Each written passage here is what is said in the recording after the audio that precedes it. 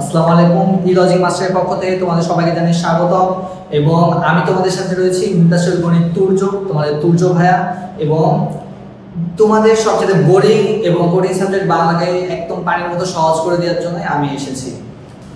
তোমরা যারা এসএসসি এবং এইচএসসি লেভেলে যারা আছো এবং তোমাদের সবার জন্যই মূলত এই টিউটোরিয়ালটা সাজানো, যাতে অ্যাটলিস্ট তোমরা এক্সামের আগে আমার এই টিউটোরিয়ালটা দেখে তোমরা এক্সামটা যাতে তোমরা ডিফেন্স করতে পারো এবং তোমাদের আমার মতো যারা তোমরা ব্যাকবেঞ্চার রয়েছে তাদের জন্য এটা খুবই হেল্পফুল হবে।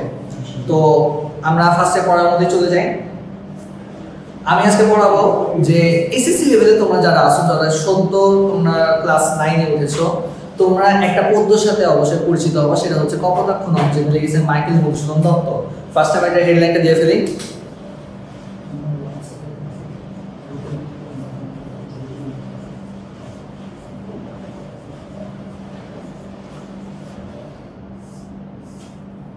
এটা লিখেছেন মাইকেল মধুসূদন দত্ত।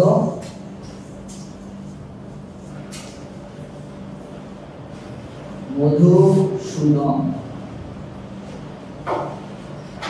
এবার আপনারা সবাই এখানে ভুল করে এই জায়গাটা অবশ্যই জেনে রাখবেন, এখানে একটা হ্রস্ব আছে এবং একটা দীর্ঘ আছে। ফার্স্ট আমরা একটু জাস্ট কবি পরিচিতি সম্বন্ধে জাস্ট আইডিয়া করে নেব। এই জিনিসটা খুবই গুরুত্বপূর্ণ এবং আমি যে ইনফরমেশনগুলো তোমাদেরকে দিব এর বাইরে থেকে ইনশাআল্লাহ একটা প্রশ্ন আসবে না। তো এর একটু জাস্ট ক্লিয়ারলি দেখো। ফার্স্টে কয়টা প্যারামিটার আমি জিনিসটা ভাগ করে দিব। জন্ম খুবই শর্টকাটে, 1824 সালে তিনি জন্মগ্রহণ করেন, আনুমানিক কাছ থেকে প্রায় 200 বছর আগে। তো কত তারিখ তিনি জন্মগ্রহণ করেন? জানুয়ারি মাসের 25 তারিখ, 25শে জানুয়ারি। এবং তিনি কোথায় জন্মগ্রহণ করেন? যশোর জেলার সাগরদাড়ি গ্রামে।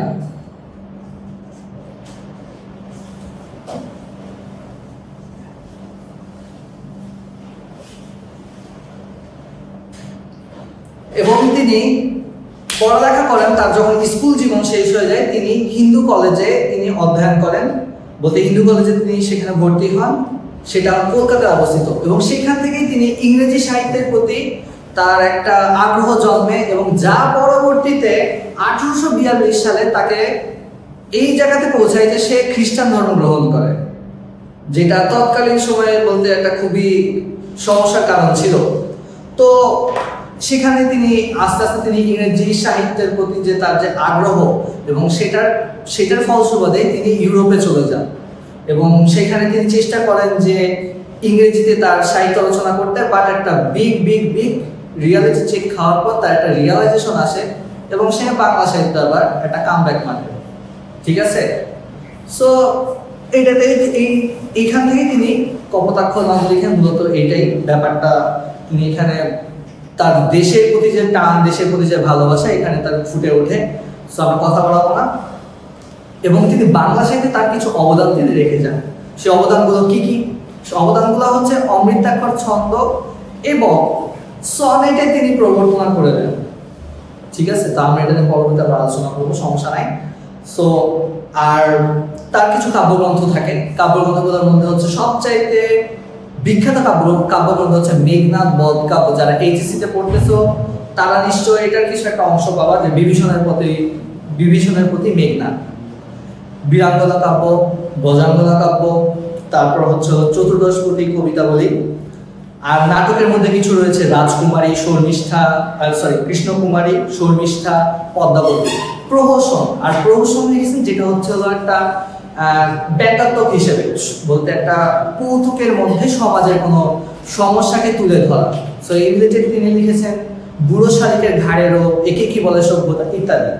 এবং এই কবি মাইকেল মধুসূদন দত্ত তিনি 1873 সালের 29শে জুন তিনি তার শেষ নিঃশ্বাস ত্যাগ করেন। তা আমরা কথা বাড়াবো না, আমরা ডিরেক্ট কিসে চলে যাব? পড়াতে চলে যাব। কবি পরিচিতি পার্ট শেষ। কপোতাক্ষ নদ। কপোতাক্ষ নদ সম্বন্ধে কয়েকটা ইম্পর্টেন্ট তথ্য এইটা হচ্ছে একটি চতুর্দশপদী কবিতা।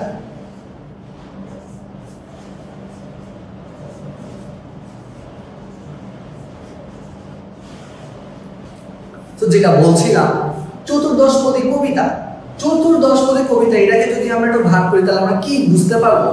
এতটুকু তো আমরা নিশ্চয়ই বুঝতে পারছি। তখন চতুর্দশ মানে হচ্ছে 14, তার মানে এখানে 14টা লাইন থাকবে। এটা দুইটা ভাগে ভাগ হবে, একটা হবে অষ্টক আর একটা হবে ষষ্ঠক। অষ্টক হচ্ছে এই অষ্টকের মধ্যে কবি চেষ্টা করবে তার ভাবের প্রবর্তনা করার, মানে সে কি বলতে যাচ্ছে সেটা ব্যক্ত করবে, এবং পরেরটাতে পরের 6 লাইনে ভাবের পরিণতি দেখাবে সে, মানে এখানে তার এই ভাব যে ব্যক্ত করলো এটা একটা জবনিকা টানবে সে, এখানে সে কি হচ্ছে রেজাল্ট সে এখানে দেখাবে। আর তাহলে আমরা এই জিনিসটা দেখে ফেলি কি রয়েছে।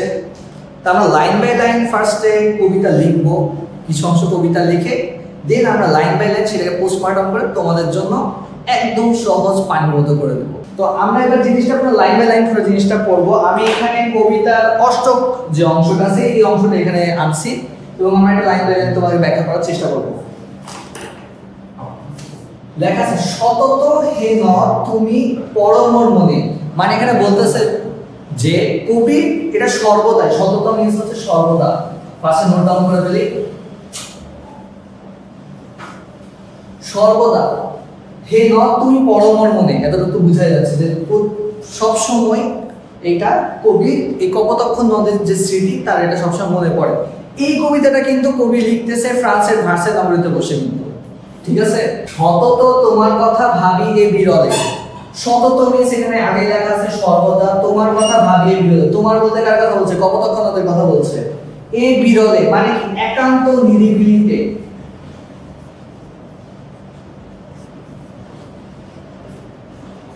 একান্ত নিরিবিলিতে, মানে যখনই কবি একা থাকে তখনই তার এই কপোতাক্ষের নদের যে স্মৃতি তার মনে পড়ে। সতত জ্যামিতিক, জ্যামিতিক মানে যেমন, লোক নিশার স্বপনে মানে কি? রাতের যে স্বপনে শোনে মায়া মন্ত্রধ্বনি, মানে আমরা অনেক সময় স্বপ্ন দেখি না, স্বপ্নে আমরা যখন কোনো কিছু দেখি তো আমরা কিন্তু একটা, অনেকে স্বপ্ন দেখে যে আমি সাগরের পাড়ে ঘুরতে গেছি, সাগরের যে সাউন্ড তার মাথার মধ্যে তার কানে সে শুনতে পায়, এই জিনিসটা সে ফিল করে। মানে কবিও তার বিদেশে সে আছে, বিদেশে সে সেখানে অবস্থান করছে, তারপর সে কপোতাক্ষ নদের যে কলকল ধ্বনি যেটা আছে এই কলকল ধ্বনি, এই যে মায়া মন্ত্র ধ্বনি যে এইটার মতো করে তার কলকল ধ্বনি সে শুনতে পাচ্ছে, মানে সে ফিল করতে পারতেছে কপোতাক্ষ নদের যে স্রোতের যে আওয়াজটা। জুড়ায় এ কান আমি ভ্রান্তির ছলনে, মানে কি? তার একটা ভ্রম হচ্ছে, ইলিউশন টাইপের, মানে সে জানে যে হ্যাঁ এটা একটা ছলনা বা এটা সত্যি না যেটা আমি শুনছি, বাট তবুও তার এই কি বলবো নিচু যে মিথ্যা যে একটা যে এই শব্দটা কলকল ধ্বনি যে আওয়াজ যেটা সে কল্পনা করছে এটা দিয়ে তার কান জুড়িয়ে যায়। এই ফিলিংসটা সে বোঝানোর চেষ্টা করতেছে, যে বলতে এটা বুঝেছে সে কি পরিমাণ কপোতাক্ষ নদকে সে মিস করতেছে, তার চাইল্ডহুড মেমোরিজ গুলা। বহু দেশে দেখিয়ে আছি বহু নদ দলে, কিন্তু এই স্নেহের তৃষ্ণা মিটে কার জলে।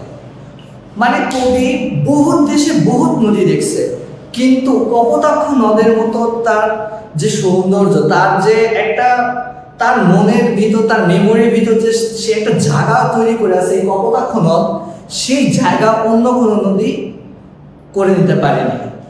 মানে তার মেমোরিজের মধ্যে, তার মনের মধ্যে কপোতাক্ষ নদের যে অবস্থানটা সেটা বোঝাচ্ছে যে কি পরিমাণ জায়গা জুড়ে কপোতাক্ষ নদটা বিরাজ করতেছে। এই জায়গা থেকে কিন্তু বহুত ইয়া আসে, অনুধাবন আসে। এটা অনুধাবনের জন্য খুবই গুরুত্বপূর্ণ একটা লাইন এইটা। হ্যাঁ, এইটা এইটুকু অংশ খুবই গুরুত্বপূর্ণ। এই জায়গা থেকে কিন্তু প্রায়ই প্রশ্ন আসে, তোমরা বোর্ড প্রশ্নগুলো দেখো আসবে। দুগ্ধ স্রোতরূপী তুমি জন্মভূমি স্তনে, এইটা গুরুত্বপূর্ণ নয়। মানে কপোতাক্ষ নদকে তিনি মায়ের সাথে কল্পনা করছেন, জন্মভূমি কি মা, তাই না? সেই মায়ের যে দুধ যেটার উপর লালিত পালিত হয় সন্তানরা, সেই দুধের স্রোতের সাথে তুলনা করছে কপোতাক্ষ নদের স্রোতকে। গুরুত্বপূর্ণ লাইন।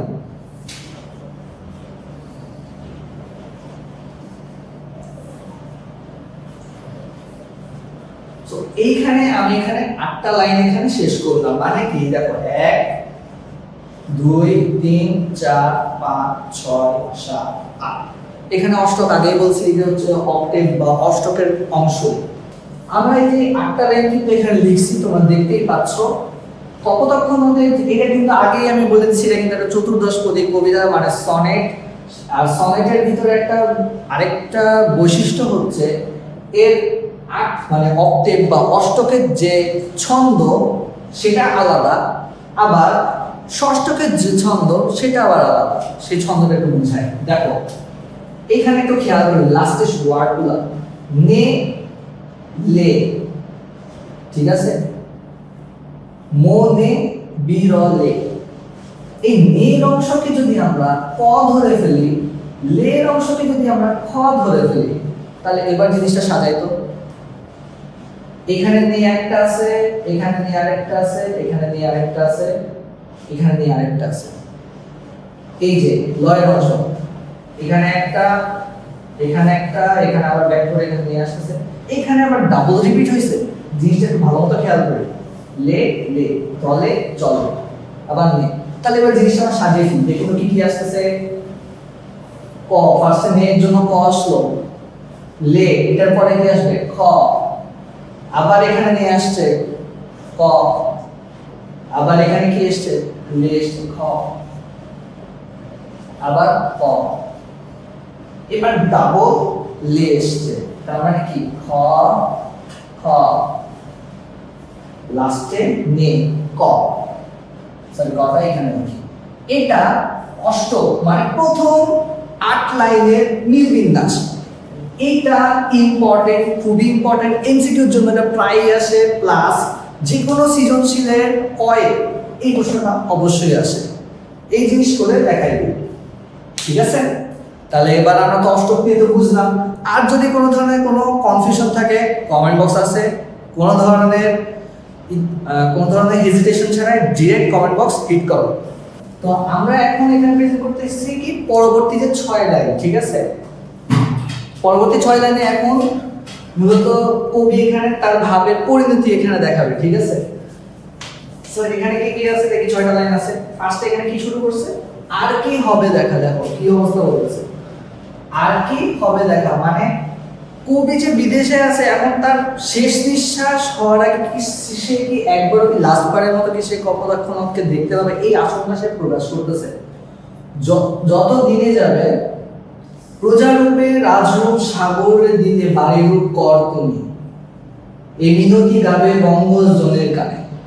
সো আমি এখান থেকে শুরু করি, এখানে একটা লাইন শেষ, ঠিক আছে।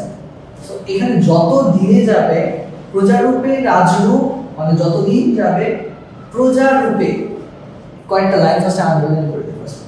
রাজরূপ সাগরে দিতে বাড়িরূপ কর তুমি। যারা একটু দুর্বল স্টুডেন্ট আছে আমার মতো, তাদের জন্য জিনিসটা খুবই কষ্টদায়ক হবে। তো আমি তোমাদের জন্য সহজ করে ছোট ছোট করে বুঝাচ্ছি। দেখো প্রজারূপ, প্রজা কারা, যারা রাজার আন্ডারে থাকে, মানে কি সাধারণ জনগণ, তারাই হচ্ছে প্রজা। রাজরূপ মানে রাজরূপ সাগর রে, এই যে এটার সাথে এটা মিলিয়ে, মানে এখানে সোজা বাংলা ভাষায় বলতেছে যে যতদিন যাবে কপোতাক্ষ নদ তার পানি কি সাগরে গিয়ে পতিত হবে, ঠিক আছে। এটা তো নরমালি হয়, তাই না। সো এটা কবি তুলনা করতেছে যে কপোতাক্ষ নদ তার এই পানি সাগরকে কর রূপে সেটা প্রদান করতেছে, যেভাবে সাধারণ জনগণ রাজ্যের জন্য রাজার কাছে তার কর দেয়, ঠিক আছে। সোজা বাংলা ভাষায় বুঝাচ্ছে। এ মিনতি গাবে বঙ্গজ জনের কানে, সখা সখারিদের নাম তার, ঠিক আছে। এই মিনতি মানে কি, কবি মিনতি করছে, আবেদন করছে, মানে রিকোয়েস্ট করতেছে কপোতাক্ষ নদকে যে যতদিন তুমি বয়ে যাবে ততদিন তুমি বঙ্গজ জনের কানে। বঙ্গজ মানে কি, যারা বঙ্গের অধিবাসী, বঙ্গজ জন, বঙ্গের অধিবাসী, এখন বঙ্গের অধিবাসী কারা? যারা এই বাংলা এই অঞ্চলে যারা বসবাস করতেছে, মানে আমরা বাংলাদেশি বা পশ্চিমবঙ্গে যারা মানুষ আছে তাদের প্রতি, এই বাংলার যে মানুষ আছে বাংলা এদেরকে বাংলাদেশে যারা আছে এই মানুষজনের প্রতি, যারা এই বাংলা সাহিত্যকে ঘিরে যাদের জীবন, এই বাংলাদেশের মানুষ, ঠিক আছে। বঙ্গজ জনের কানে এই মিনতি গাইতে বলতেছে কপোতাক্ষ নদকে। সখা সখারিতে, মানে এখানে সখা সখারিতে নামতা, মানে এই কবি যে বিদেশে বসেও যে কপোতাক্ষ নদের যে নাম নিচ্ছে, কপোতাক্ষ নদকে যে ভুলে যায়নি, তার বাংলাদেশের মানুষ মানে এই বাংলা সাহিত্যের যে মানুষ যারা আছে তাদেরকে যে ভুলে যায় নাই, তাদের কথা যে এখনো মনে করতেছে, এটা যেন অ্যাটলিস্ট বাংলাদেশি বা বাংলার ওই এইখানে যারা বসবাস করে তাদেরকে যেন এইটা জিনিসটা যাতে জানায় যে না আমি ভুলে যাই না, এখনো মনে করি, লাইক এটা না। এ প্রবাসে মুজি প্রেম ভাবে লইছি যে তব নাম বঙ্গের সঙ্গীতে।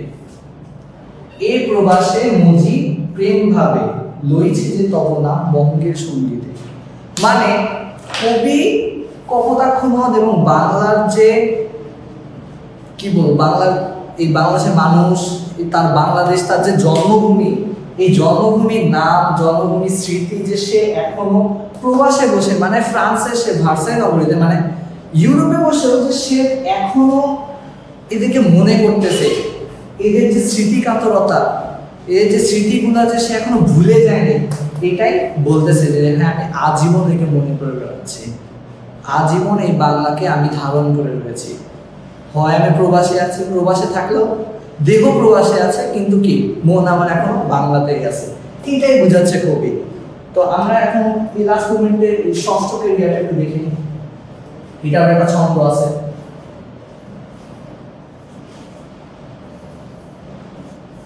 ঠিক আছে।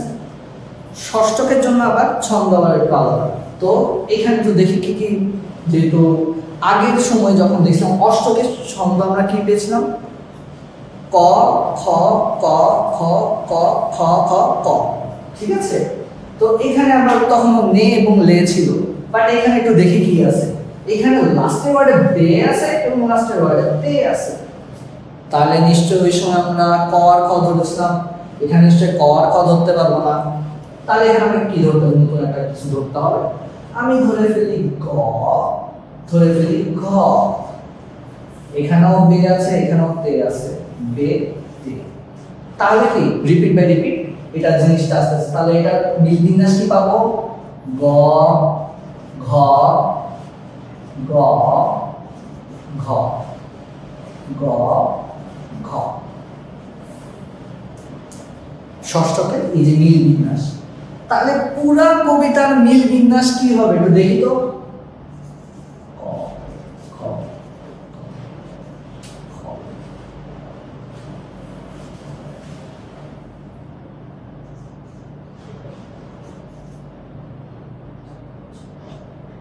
এই যে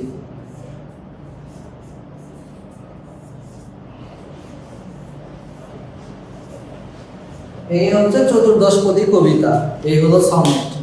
তাহলে এর মাধ্যমে আমি শেষ করলাম আমাদের কপোতাক্ষ নদের পুরো কবিতাটার ব্যাখ্যা এবং এর জন্য কি কি জিনিস আসতে পারে, কি কি ধরনের প্রশ্ন আসতে পারে, কোন কোন জিনিসগুলো বেশি ইম্পর্টেন্ট, ষষ্ঠকে বেশিরভাগই ইম্পর্টেন্ট।